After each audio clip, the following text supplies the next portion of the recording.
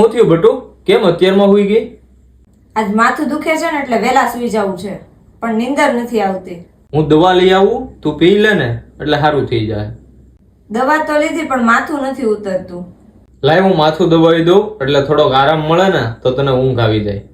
અરે ના રે ના, તમે મારું માથું દબાવી થોડું સારું લાગે. એમાં સારું લાગવાની શું વાત છે?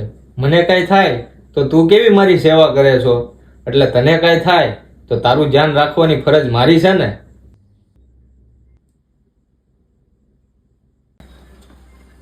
લે આ શું કરશો?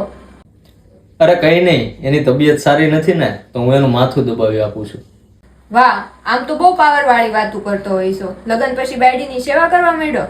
કેમ, પત્નીની સેવા કરવાથી પાપ લાગે? ના, પણ તને કઈ એટલે નહોતો પરણાયો કે લગન પછી તું બાયુની સેવામાં લાગી જાય. સાચું કે તારા મેરેજ થશે તો તારે કેવો પતિ જોઈએ? જે સમજવું હોય, મને ખુશ રાખે ને બધી પરિસ્થિતિમાં મારો સાથ આપે. હા, તો ભૂમિએ પણ એવું કંઈક વિચાર્યું હશે ને, તો હું પણ એ વસ્તુ કરું જ છું. એનો સાથ આપું છું, એનું ધ્યાન રાખું છું, તો એમાં શું ખોટું છે? અને મેરેજ પછી છોકરી એનું ઘર છોડીને આવે છે એક એવી આશા લઈ કે ત્યાં બધા મારા બનશે, મારું ધ્યાન રાખશે, તો એમાં સેવાની વાત ક્યાં આવી? સોરી ભાઈ.